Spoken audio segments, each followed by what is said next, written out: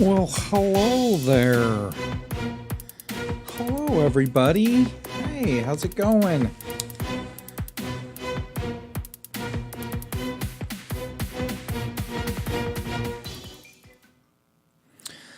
Welcome to the Spoilers with Diacre. I am Diacre, aka Daryl, and this is a safe space to be excited about pop culture. Yes, the Spoilers is a safe space to be excited about pop culture, and I want you to be excited about it with me. Pop culture, people being creative, people making things, that is worth being excited about. So that's what this podcast is all about. Today, I'm going to be talking about Sabrina, the Chilling Adventures of Sabrina, Season 2. And just made sure to finish that before I did it. Hello, Todd. We have a guest with us in the chat room here on Twitch. And I'm going to be talking about Detective Pikachu. Saw that this weekend, and I'll discuss that a bit. And then I also want to discuss Static, a movie that came out recently. It's a short film. I don't want to call it a fan film, even though in some senses it is, but it's more than that. It's less than a full feature film. It's a lot of things, but we'll talk about that. But before I get deep into it, I want to thank all my listeners, but especially I want to thank my Patreon patrons, Debbie, Drew, Danielle, and Shane. Thank you very much. That makes me realize that people are listening, people care, and it only takes a few bucks, but it means a lot to me. So you can also become a patron yourself by going to patreon.com/Diacre, or actually patreon.com/SpoilerDiacre, Diacre. In fact, I believe somebody told me that if you look up patreon.com/SpoilerD, it kind of auto fills. So, hey, give that a go. All right. So before we get started, there was, you might have noticed something. I started off the show with saying this is a safe space to be excited about pop culture. Back when Wayne and I had started this podcast originally, and up until now, it's been sort of trying to figure out what's the subtitle, the catchphrase of this podcast. It's been lots of different things.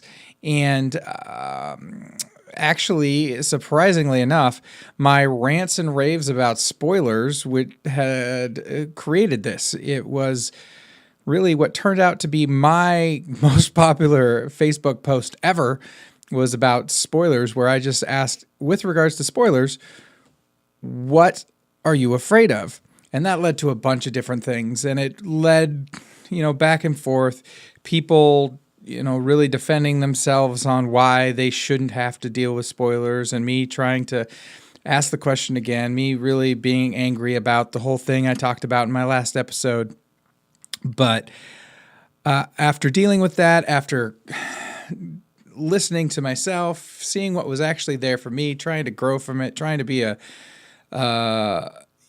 still have my same beliefs, but at the same time still respect how I need to act for other people, I realized that the whole thing about spoilers that bugs me the most is the way it feels like you're being shut down all the time. I'm not somebody who's going to go out there and necessarily spoil things for people just because. That's not my thing. But what I do want is a safe space to be excited. I want to be excited. I think a lot of people want to be excited about this stuff. That's why there's so much spoiler stuff out there, is because people don't want to not be excited. And I think that's what this is all about. So let's get going, shall we? Let's talk about Static. You see this picture on the screen here. Static is a character. Some people know him as Static Shock. Some people only know him from DC. But really, he started in Milestone Comics in the Dakotaverse. Milestone Comics was a black comic book company that made some of my favorite comics growing up, the ones that I decided to look into. Icon, Hardware, Blood Syndicate, these were the ones I remember going into Olympic Cards and Comics as a kid, and I was too punk rock to get the mainstream stuff. My friends were getting X-Men. I specifically remember them getting X-Men because that was the time when X-Men was super popular. The animated series was on, and that's what they were getting. But I was like, no, I'm going to find something. I'm going to find a diamond in the rough. And yeah, I found some rough, but I also found the diamonds. I found Milestone. I found Blood Syndicate. I started reading that, and then I was like, and so I got into, so for a short period of time there, those were the comic books I read. I don't know many comic books, but those were some comic books I read, was Hardware, Icon, Static, and the mostly Blood Syndicate. So way more intense. You know, a white boy like me doesn't really understand the world, but somehow something about it was just really groovy to me. It seemed like I've never seen this world before, and this is what I want to see. So it's really cool that somebody in 2018 is making a movie about this character in the Dakotaverse.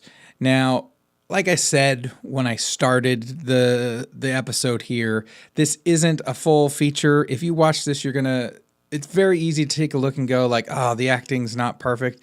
Don't compare it to Marvel or whatever. Compare it to your friend trying to do any acting. It's still good, but you've got to do that. You've got to try to do something with regards to, the effects. They're not Marvel and what we've grown with there, but they're still good. It's about a 45-minute short film.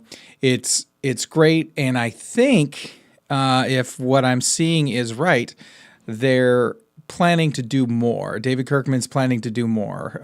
Really pay homage to the Dakotaverse. I think at the end of this trailer, they said they had like a teaser about Icon. So that's pretty cool. So check it out. I will have a link on my page, or you can just look up Static David Kirkman, and that will get you what you need.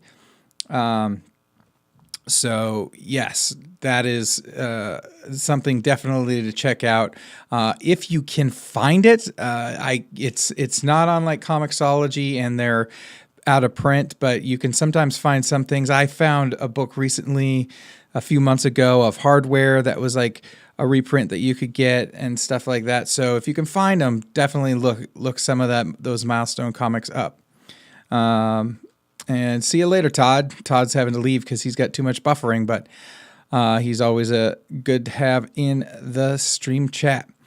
But yeah, that is exactly if you want something different, if you're one of those people who keep saying, I wish there was something different, or if you want something where it's really a more, this was a comic book company. It was comic books written by Black people for Black people and about Black people and the Black experience. So it was definitely something very different, and I'm really glad someone's bringing them to the screen and so that you can watch them. And yeah, it's a fun. If you're a fan of any of the Milestone comics at all, definitely watch it. You get to see the Dakotaverse, the beginnings of it. You get to see a little animation as the intro for the movie of the Big Bang, as they're called, and then all the people who survived the Big Bang and were left with powers, being the Bang Babies. You get to see all of that. So it's really cool to see it come to life, and great nostalgia for me. And I'm always happy to see when people are doing something different. Yes, people are doing superhero movies, but nobody's making Milestone. Nobody's doing that stuff, and they deserve to be made for sure. I mean, I'm surprised nobody has, or maybe people have, and nobody's been willing to do it right. I don't know. But yeah, very cool stuff there. So that's Static. I will post the links for that, or just look up Static David Kirkman, and you will find out about that. 45 minutes of your life that is well worth spending the time. All right, this weekend was also the release of Detective Pikachu, the Pokemon-esque movie starring Ryan Reynolds.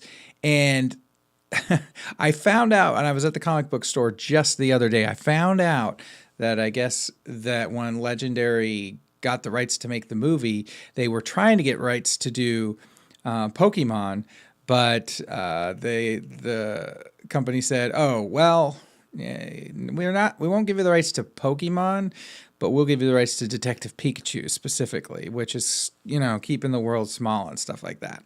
But that doesn't to take away from it really, because as somebody who's only a subtle fan, I've played. I've had many friends who've played. I've played a few of the games. I've definitely played Pokemon Go. My kids have played it. I understand the world a bit and what they did enough. And if you have any sort of connection to it, it's a fun movie. If you're expecting it to be a Pikachu-esque, or not a Pikachu-esque, but a Pokemon-esque movie, like that same sort of energy, they do that. They have that. They have the music that's definitely inspired by the video games, which is in there, even though it's film music. So that is it was a fun movie for fans of Pokemon. There's lots of looking behind in the back of the scene and trying to see all the different Pokemon they have in there. I mean, there's a ton. They spent a lot of time putting there and inhabiting Rhyme City with it. Now, as with anything Pokemon, don't think too hard about it. There's problematic stuff with the society that is Pokemon. The story isn't superb great, but it is definitely a Pokemon type movie, and they do some good stuff all throughout. I mean, Ryan Reynolds is great voicing Detective Pikachu for this. That if you're expecting Ryan Reynolds to be Ryan Reynolds, here you go. That's what he's doing here. So it's wonderful. And if you like that, if you're not into Pokemon at all and have no connection to it, it's not a movie for you. You're not going to enjoy the stuff about it that is there to be enjoyed. There's lots of good stuff. There's some stuff that you might find entertaining, and it might be a start for people, but I don't really think it'll be as good, because I wouldn't at all call it a great movie. It was just a fun movie for fans of Pokemon in any way. So for somebody coming into it new, it's probably a hold off. But there's so many people I know who like Pokemon that I'm gonna say that for most people that like a little joy, it's a good movie. And then finally, the thing I want to talk about that I made sure to get completely finished with. Did this. Not to mention yesterday, as of this recording, was Mother's Day, and I really didn't want to spend time away from stuff on that. But I made sure to watch the last episodes of The Chilling Adventures of Sabrina, Part 2, the second part of this. And I remember reading. I wanted to do some reading up on it because of some stuff that I'll discuss in a moment that I talked on Twitter, and I found out that the whole evolution of the different types of Sabrinas that there have been in the comic books world, that this version that was created really had these two parts, and that's what the show is trying to do. But it looks like from the end of this, they're definitely looking at, hey, we could do a third season, and we can figure out the next part and choose to do this. It's fine. So... which is, they definitely ended on a note of, hey, we could go to season 3 if you're willing. But Sabrina, I gotta say, is really tough for me to watch, because it's a mix of the basic premise and the stuff they're doing is really, really interesting. It's a nice... I'm not really the demographic, because it's definitely more of a teen show. They've got the teen drama going on, the relationships and stuff. But I do dig the character of Sabrina. They're standing up for trans rights. They're standing up for women in general. They start right off with this season with dealing with the misogyny that's at their school. And in fact, some of the problems that I have with it also get counterbalanced with some of the stuff I like with it, like they just flip stuff on its head enough, and that is why it's kind of weird to watch. Uh, it's it basically, and I think I said this last time when Wayne and I were talking about season one. It's everything about it is set up to be antithetical to Christianity. So it's not like it's witches for witch sake, just being witches, and they are their own thing. It's like it's really like the Christian mythos of witches, which is everything anti-Christian. So, in fact, they've got like an anti-pope. They're, instead of saying stuff that would be like, "What the hell," they'd say, "What the heaven," and they, instead of saying goodness, they say badness. They really just flip everything that is religiously connotated on its head, and that's kind of annoying that the witchery is just dedicated to being just anti-Christianity, because it's, to me, it's all part of the same thing, and it's sometimes I'm kind of tired of our like the milieu of the social milieu of just being, oh, this is just just another story talking from like the Christian sense and making this what we swim in. So it's easier to call that real, even though it's just a story. And if people would see it that way, it would be a lot easier. I mean, there's plenty of stories out there, plenty of stories that I love hearing, but sometimes I'm just tired of this sort of Christianness of the general world. But I want to step back a little bit because, first of all, I did look into it to say it seems like you're just dealing with the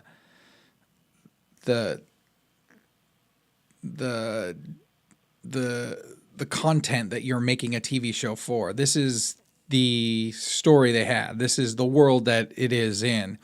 So that's the kind of things that those witches do. So it is that sort of thing.